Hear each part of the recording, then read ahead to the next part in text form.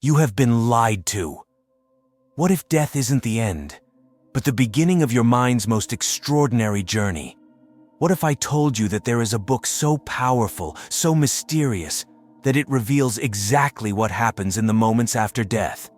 A book that doesn't just theorize about the afterlife, but provides a detailed map of the journey our consciousness takes when we leave this physical realm. This isn't fiction. This book exists, and for over 1,000 years, it has been guiding humans through the greatest mystery we all face, death itself. Hidden in the snow-capped peaks of the Himalayas, preserved through centuries by Tibetan masters, lies an ancient text that modern science is only beginning to understand. The Bardo Thödol, known in the West as the Tibetan Book of the Dead, isn't just another religious text. It's a precise manual for navigating consciousness beyond death, a guidebook for the ultimate journey we will all take. But here's what makes this text truly extraordinary. It wasn't written for the dead. It was written for you, reading this right now, because what its authors discovered was something revolutionary. The states of consciousness we experience after death are the same ones we can access right now, in this very moment. Death isn't just an ending, it's a mirror that reflects the true nature of our mind. Think about this for a moment. What if everything you believe about death is just scratching the surface? What if the experiences of those final moments, and what lies beyond them, are far more extraordinary than anything we've been taught to believe? The Bardo Thödol invites us to explore these questions, to peel back the layers of our understanding, and to confront the profound mystery of existence itself. The story begins in the 8th century Tibet, with a mysterious figure known as Padmasambhava, the lotus-born. He wasn't just a spiritual teacher. He was what the Tibetans call a terton, a discoverer of hidden treasures of consciousness. Padmasambhava's teachings were revolutionary, and he created a system that would allow practitioners to navigate the complexities of life, death, and rebirth. What he created wasn't just a book. It was a technology of transformation, a method for mapping the territories of consciousness that exist beyond our ordinary perception. Padmasambhava's influence on Tibetan Buddhism cannot be overstated. He is credited with bringing the teachings of Buddhism to Tibet and integrating them with the indigenous Bon traditions. His life and teachings are steeped in legend, filled with miraculous events and profound insights. The Bardo Thödol is one of the most significant texts attributed to him, encapsulating the essence of his teachings on death and the afterlife. But here's where it gets really interesting. Modern neuroscience and consciousness researchers are starting to discover something remarkable. The states of consciousness described in this ancient text align perfectly with what we're learning about how the mind works at its deepest levels. The boundaries between life and death, it turns out, are far more fluid than we ever imagined. The Bardo Thödol serves as a bridge between ancient wisdom and contemporary understanding, revealing that the exploration of consciousness is a timeless pursuit. The text speaks of 3 Bardos intermediate states that we pass through not just at death, but continuously throughout our lives. These aren't just metaphysical concepts, they're experiential realities that modern science is beginning to validate. What the ancient masters knew through direct experience, we're now proving through advanced brain imaging and consciousness studies. The Bardos are not merely stages of existence, they are profound opportunities for awakening. Imagine standing at the edge of a vast ocean. The waves you see on the surface are like your ordinary consciousness, the thoughts, feelings, and perceptions of daily life. But beneath those waves lies an entire universe of consciousness that most of us never explore. The Bardo Thödol is like an ancient diving manual, teaching us how to navigate these deeper waters. It encourages us to look beyond the surface and to recognize the vast potential that lies within. But here's what makes this teaching so relevant right now. We're living in an age where the mysteries of consciousness are finally being unraveled. What these ancient practitioners discovered through meditation and inner exploration, modern scientists are confirming in their laboratories. The Tibetan Book of the Dead isn't just an ancient relic, it's a bridge between ancient wisdom and cutting-edge science, inviting us to explore the depths of our own consciousness.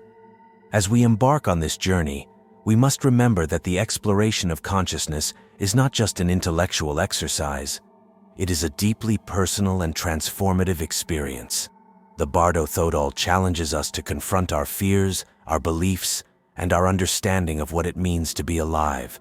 It invites us to engage with the mystery of existence and to embrace the unknown. In a world that often feels chaotic and uncertain, the teachings of the Bardo Thödol offer a sense of grounding. They remind us that death is not something to be feared, but rather a natural part of the cycle of existence. By understanding the nature of death, we can cultivate a deeper appreciation for life itself. The text encourages us to live with intention, to be present in each moment, and to recognize the interconnectedness of all beings. As we prepare to delve deeper into the teachings of the Bardos, let us keep in mind the profound implications of this ancient wisdom. The Bardo Thödol is not merely a guide for the dying, it is a roadmap for living fully and authentically. It invites us to explore the depths of our consciousness and to embrace the mystery of existence with open hearts and minds. Let's dive deeper into what the Bardo Thödol reveals about the journey of consciousness. The text describes 3 fundamental bardos, or transitional states, that are so profound they challenge everything we think we know about existence. But here's what makes this truly remarkable. You don't have to wait until death to understand these states. They're happening right now, in every moment of your life. The first bardo is called Chikhai bardo, the moment when the veil between ordinary reality and ultimate truth dissolves. In death, this occurs during our final breaths, but this same state appears in life during moments of profound clarity or sudden awakening. Imagine those rare moments when time seems to stop, when everything becomes crystal clear. That's not just a psychological state. According to the text, you're experiencing a glimpse of what awaits us all. In this state, the mind is said to encounter the clear light, a radiant awareness that transcends all duality. This is a moment of pure potential, where the ordinary constructs of self and other dissolve, revealing the interconnectedness of all things. It's a state of profound peace and clarity, where the mind recognizes its true nature. The Bardo Thödol teaches that this experience is available to us not only at the moment of death, but also in our daily lives, particularly during moments of deep meditation or insight. Modern researchers studying near-death experiences have documented something fascinating. People who clinically die and are revived consistently report experiencing a state of extraordinary clarity and expanded awareness. This matches exactly what the Bardo Thödol described over 1,000 years ago. But here's the key insight. This state isn't created by death. Death simply removes the distractions that prevent us from recognizing it. The teachings encourage us to cultivate this awareness in our daily lives, to seek moments of clarity and presence amidst the chaos of existence. The second stage, called Chönyid bardo, is where things get really interesting. The text describes this as a state where reality as we know it dissolves, and we encounter what it calls the fundamental nature of mind. Think of it like this. Imagine if every thought, every emotion, every perception you've ever had was like a wave on an ocean. In the Chönyid bardo, you experience the ocean itself. This state is characterized by the dissolution of ordinary perceptions, allowing the mind to encounter the vast expanse of consciousness. In this bardo, the mind is confronted with various visions and experiences that reflect its own inner landscape. These experiences can be blissful or terrifying, depending on the individual's state of mind and the attachments they hold. The Bardo Thödol teaches that these visions are not external realities, but projections of our own consciousness. This insight is crucial. It emphasizes the importance of inner work and self-awareness in shaping our experiences, both in life and after death. But here's what makes this teaching so revolutionary. It says that these aren't just metaphysical states, they're experiences coded into the very structure of consciousness itself. Modern neuroscience is beginning to understand this. When certain areas of the brain shut down, whether through meditation, psychedelics, or the dying process, people report experiences remarkably similar to what the Bardo Thödol describes. This alignment between ancient wisdom and modern science invites us to explore the depths of our own consciousness and to recognize the potential for transformation that lies within. The third bardo, Sidpa Bardo, is perhaps the most profound. This is where consciousness encounters what the text calls karmic visions, the patterns and tendencies that shape our experience of reality. But these aren't just abstract concepts.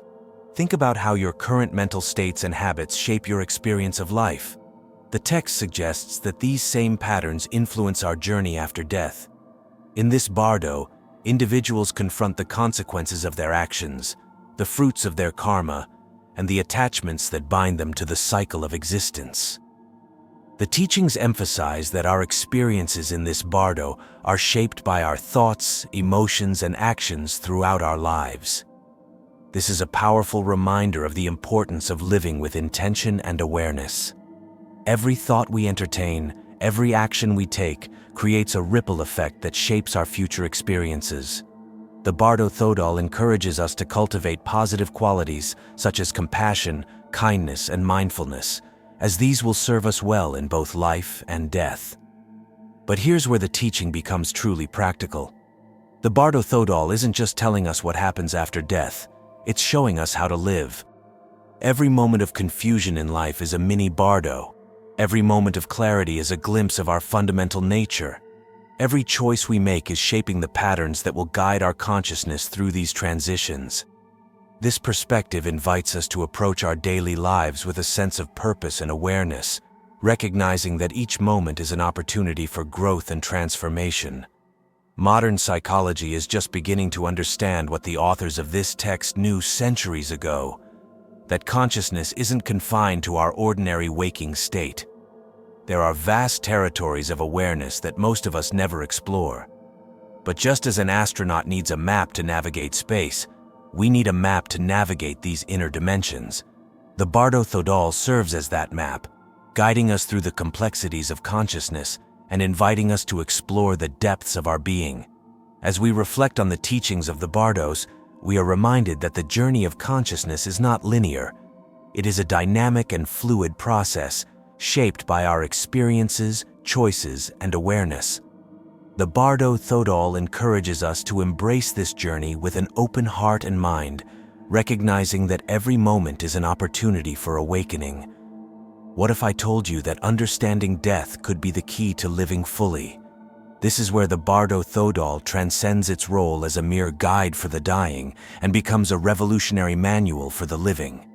The ancient masters who composed this text weren't just preparing people for death. They were teaching them how to live with extraordinary awareness. Let's explore how these profound insights apply to our daily experience. The text speaks of recognition points, moments when we can glimpse our true nature. These aren't mystical experiences reserved for monks in meditation caves. They happen every day, in the spaces between thoughts, in moments of pure presence, even in the transition between waking and sleeping. The Bardo Thödol teaches us to cultivate awareness in these moments, to recognize the fleeting nature of our thoughts and emotions, and to connect with the deeper currents of consciousness that flow beneath the surface. Think about that moment just before you fall asleep. The Bardo Thödol describes this as a minor bardo, a mini rehearsal for death. In that space between wakefulness and sleep, our ordinary conceptual mind begins to dissolve. Most of us miss this opportunity for insight because we're not trained to recognize it. But the text provides precise instructions for maintaining awareness during these transitions.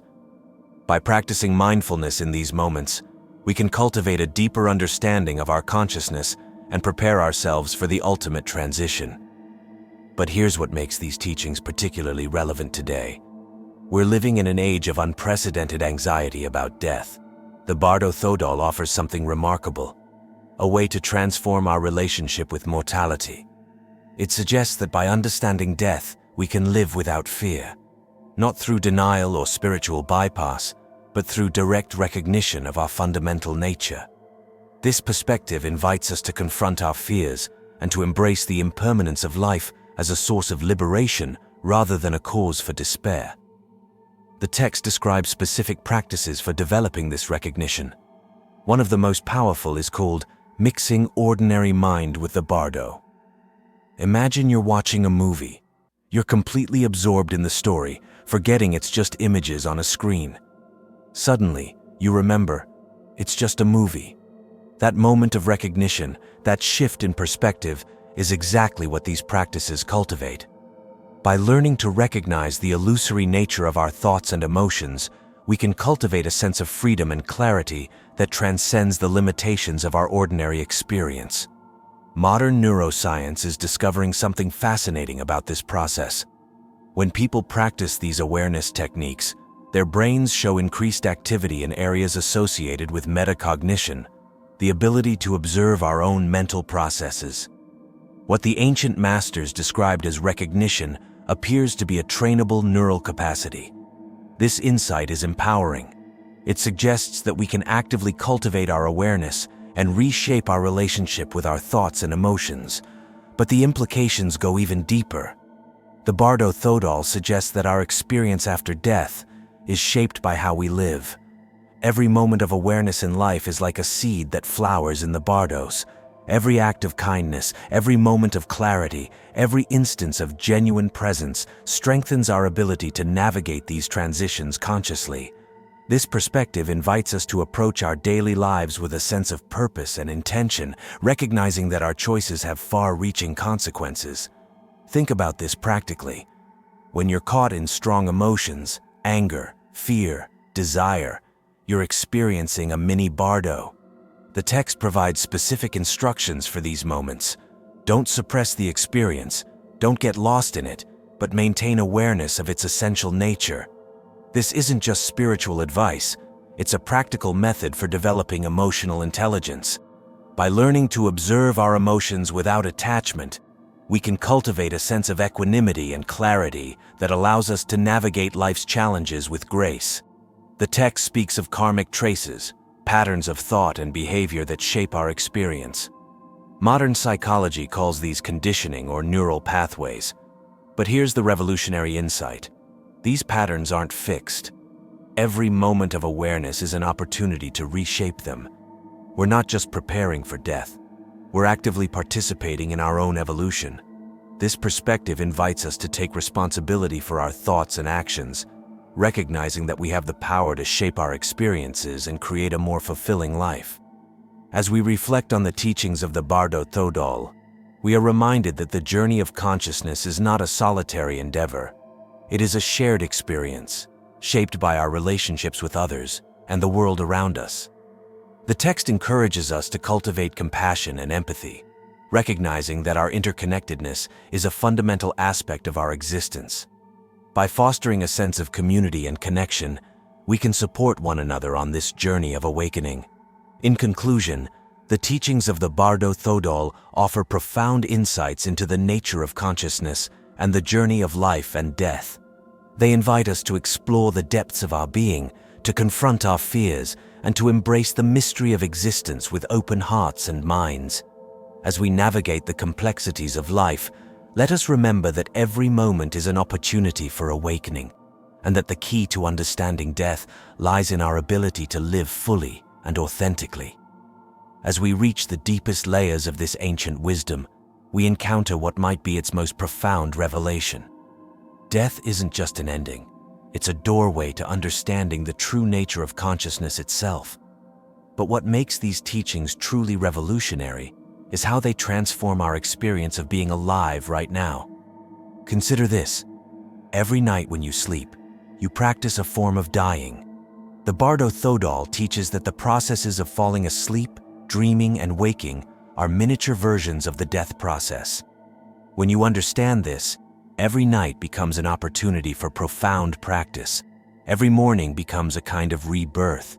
This isn't poetic metaphor, it's practical instruction for expanding our awareness. The text provides specific guidance for these daily transitions. As you fall asleep, it suggests maintaining awareness of the dissolving process. As you wake, it teaches us to recognize the arising of consciousness. These aren't just spiritual exercises, they're training for the ultimate transition. Modern sleep researchers have found that people who practice these techniques report increased lucidity, not just in dreams, but in their waking lives. This insight emphasizes the importance of cultivating awareness in our daily routines, recognizing that every moment is an opportunity for awakening. But here's something even more remarkable. The text speaks of what it calls the clear light of reality, a fundamental awareness that underlies all experience. Modern physicists studying consciousness are beginning to suggest something similar, that consciousness might be a fundamental property of the universe, not just a product of our brains.